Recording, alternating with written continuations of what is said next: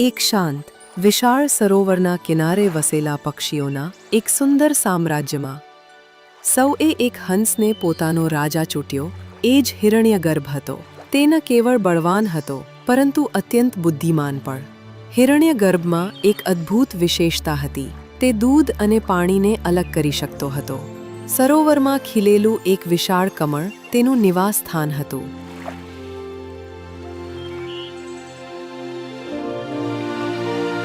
એક દિવસ જ્યારે દરબાર ભરાયેલો હતો અને રાજાની ચારે બાજુ તમામ પક્ષી એકઠા હતા, ત્યારે અચાનક એક બતક ઝડપથી ઉડતી આવી.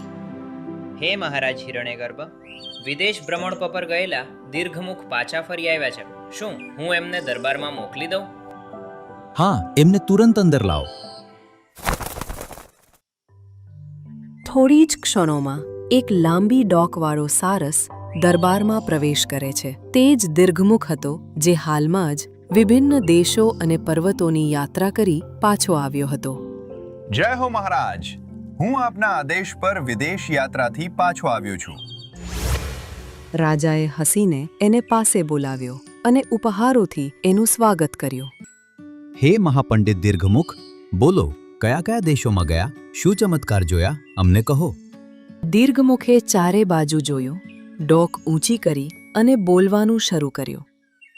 હે રાજન, મેં અંગ, વંગ, કલિંગ, કંભોજ, ઉત્કલ અને કાશ્મીર જેવા દેશોનું ભ્રમણ કર્યું. મલય, વિંધ્ય અને હિમાલય જેવા પર્વતો પર ગયો. મેં ગંગાના દર્શન કર્યા અને કાશી, ગયા, દ્વારકા, મથુરા જેવા પવિત્ર સ્થળોની યાત્રા કરી. બધા સ્થાનોમાં મેં આપના ન્યાય અને બુદ્ધિમત્તાની પ્રશંસા કરી અને સૌએ સન્માન કર્યું. આટલું કહીને દીર્ઘમુખ ચૂપ થઈ ગયો. એનું મોઢું ઉતરી ગયું. એની આંખો ઉદાસ થઈ ગઈ.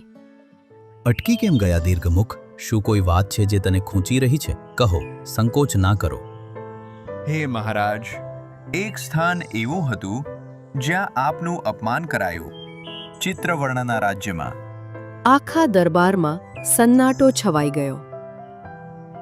ચિત્રવર્ણ કોણ છે અને એની આ હિંમત કેવી રીતે થઈ? વિસ્તારથી કહો.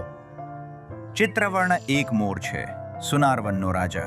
તે સુંદરતા અને રંગના ઘમંડમાં અંધ થઈ ચૂક્યો છે. જ્યારે મેં આપના ગુણોની પ્રશંસા કરી તો એણે ઉપહાસ કર્યો.